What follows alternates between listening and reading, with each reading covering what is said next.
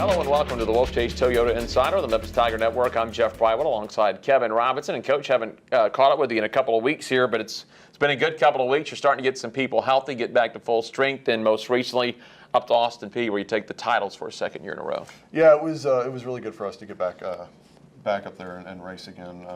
We had a pretty solid meet there last year. And we went back this year, same game plan, same format. We rested some of our better runners to give them an opportunity to be more prepared for the upcoming meet at Louisville.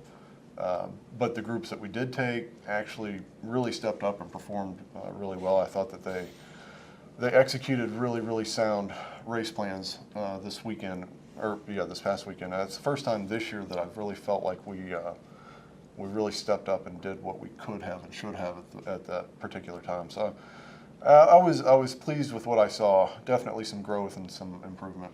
You mentioned that's the second year you've done that in a row, especially the women give some of your tops a chance to rest and recover for the future meets. Does that also give the other runners a chance for you to see them under, okay, you're going to be the ones and twos up here. The pressure's kind of on you to carry some points. Yeah, it certainly gives me a better evaluation tool. Especially with those young kids who, in a bigger meet, they get a little bit lost. Right. But in this kind of a meet situation, they're running and competing up near the top of the race, which is kind of what they're more accustomed to coming out of high school. So I think it gives me like an ability to look at some of these younger girls especially and say, okay, she stepped up, she competed with some maturity. I feel like she can really develop and make a push to be in that top 7. And otherwise they would get overshadowed. So yeah, it's a great tool for us. It's a great resource, and the fact that they were able to go in and win really speaks volumes for where the program is at and where it's going.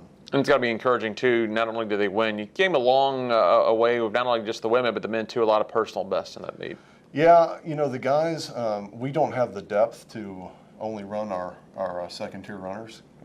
So we ran our best guys, and we had a game plan of trying to stay within ourselves and not try to push too hard, but to execute a specific race plan and to be responsive so that if somebody does pass you or press you, to not allow it to happen, to respond to that and compete. And that was the biggest difference I thought this weekend from our previous races is I saw the men compete. I saw them refuse to get passed, especially the last couple hundred meters of the race when you're dog tired. I saw some really competitive racing at the very end of that, and that's something that means a lot moving into what I consider to be the championship segment of the season. I know it's encouraging for you. You talked about you might not have the total depth, but you got a little depth back. Now you got Julian back, who's your best runner, and we were talking off camera. I know he worked hard in his rehab, but he's also just one of those kind of freaks that is just naturally talented.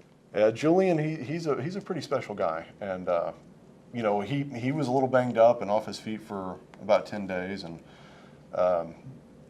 he wanted to race really bad the previous weekend, and he had only been running for like 2 days before that, and we actually held him out of that race at Rhodes, but there was no holding him back going into this one. He had to get out there and run, and he definitely surpassed what our expectations of him were going in, just simply because he hasn't been able to train. Mm-hmm. There's no mileage there. But I mean, he's a competitor, and he loves to race, and he loves to compete, and he got out there and he mixed it up even though he wasn't at his best. Well, you'll have to have the team ready to go this weekend, the Greater Louisville Classic. Interesting meet this year because they're going to host the NCAA, so I know a lot of people like to get on those courses if they can and run them in hopes they'll be running that course later on. Yeah, I certainly expect to see a tremendous level of competition at this meet. It'll be by far the strongest competition that we've seen yet this season. So, we've kind of put the team in a situation where they're ready to go compete. So what happens next is on them. We're healthy, moving into it. We've got a little bit of confidence.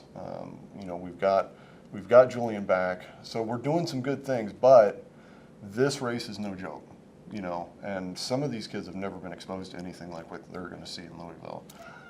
And the fact that they are hosting that national championship race means that this course will be absolutely immaculate, and it's going to be loaded with some of the top talent in the NCAA. So we just got to stick our nose in there and compete with everything we've got, and results will speak for themselves. All right, Coach, best of luck up there. Thank you, Jeff. And as head coach Kevin Robinson, I'm Jeff Brightwell with the Wolfchase Toyota Insider of the Memphis Tiger Network.